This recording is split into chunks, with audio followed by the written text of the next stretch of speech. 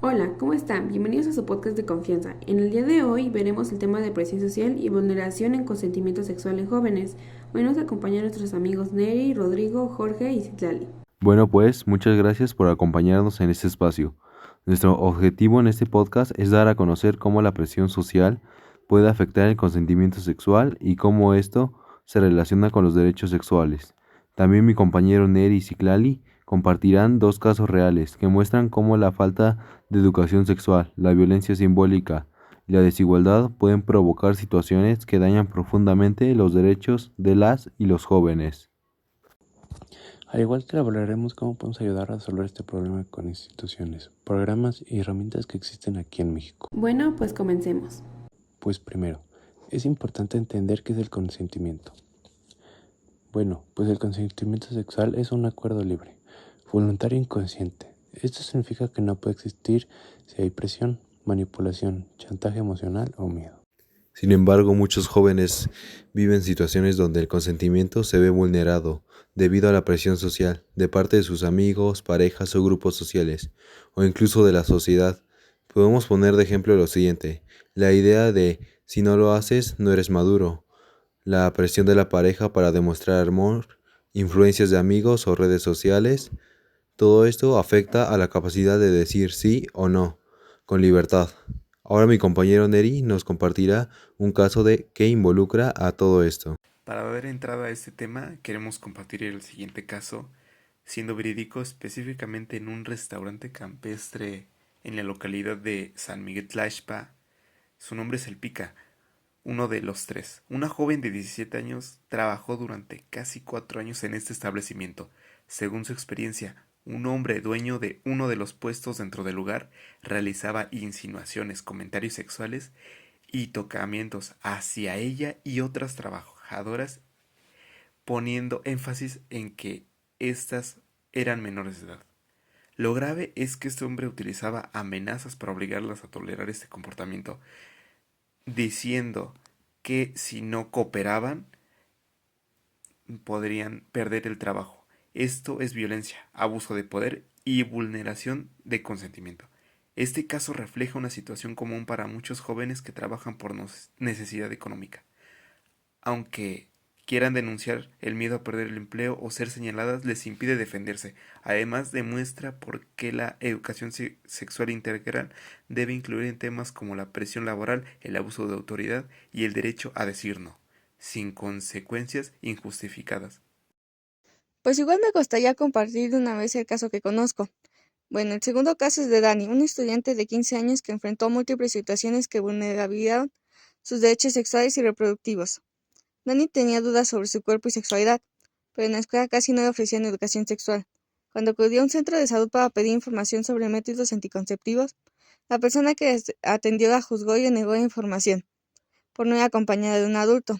Esto es una violación grave. La ley mexicana establece que las y los adolescentes tienen derecho a recibir información y atención en salud sexual sin discriminación y con privacidad. Tiempo después, Dani tuvo un retraso menstrual y buscó apoyo escolar. Sin embargo, recibió comentarios moralistas que la culpabilizaban. Esto generó que sus compañeros la señalaran, afectando su autoestima, su salud emocional y su rendimiento escolar. Su historia expone tres problemas importantes: falta de educación sexual integral, profesionales que actúan con prejuicios, estigmas en el entorno escolar. Todo esto vulnera directamente sus derechos sexuales y reproductivos. Después de ver estos dos casos, me pregunto, ¿qué instituciones trabajan para prevenir estas situaciones? Pues en México existen programas importantes como INJUVE, que es el Instituto Mexicano de la Juventud que promueve información clara sobre derechos sexuales, igualdad de género y consentimiento. Al igual que existe CENSIDA y Secretaría de Salud que ofrecen educación sexual, servicios médicos y campañas para prevenir la violencia sexual. Y no solo esos existen, también tenemos la CONAPO, que difunde contenidos educativos sobre la sexualidad, prevención del embarazo adolescente y relaciones sanas. Igual me gustaría compartir que según datos de la Encuesta Nacional de Juventud, una gran parte de adolescentes reconoce haber tomado decisiones sexuales bajo presión o sin información suficiente. Esto demuestra la importancia de fortalecer la educación sexual integral dentro de las familias y más en las escuelas, pues ya sabemos muchos jóvenes suelen recurrir a medios de información poco confiables como la red, consejos de sus amigos y demás. Una frase que me gusta y que es clave utilizada por organismos internacionales es: sin consentimiento no es sí y sin libertad no es consentimiento. Esta frase resume que el consentimiento sexual debe ser un acuerdo voluntario, informado y libre de toda coacción o presión, pues al eliminar la libertad de elección automáticamente vulnera la validez del consentimiento sexual, transformando la experiencia en una potencial situación de abuso o agresión. La educación sexual integral no solo habla del cuerpo, sino también de emociones, límites, autoestima, autonomía y relaciones respetuosas. Y eso es algo que se debe enseñar desde la escuela y en casa. Pues como equipo creemos que la mayoría de estas situaciones no ocurrirían si hubiera educación sexual integral desde edades tempranas. No se trata solo de biología, sino de emociones, respetos, límites, autocuidado y autonomía. También pensamos que los adultos en posiciones de poder, docentes, empleadores, orientadores y demás, necesitan capacitación para actuar sin prejuicios y para garantizar los derechos de las y los jóvenes. Los dos casos muestran algo en común: el miedo a perder el trabajo, a ser juzgado, a que no te crean, a ser señalado, y ese miedo nace de una sociedad que todavía calla, minimiza o normaliza la violencia. Por eso es tan importante hablar de estos temas en nuestras escuelas y comunidades.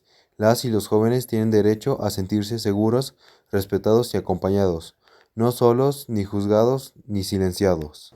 Nuestro mensaje es claro: el consentimiento no es negociable, la presión no es amor, el silencio no es consentimiento y nadie debe decidir por ti.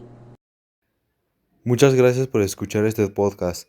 Esperemos que estas historias y reflexiones te ayuden a mirar el consentimiento desde otra perspectiva.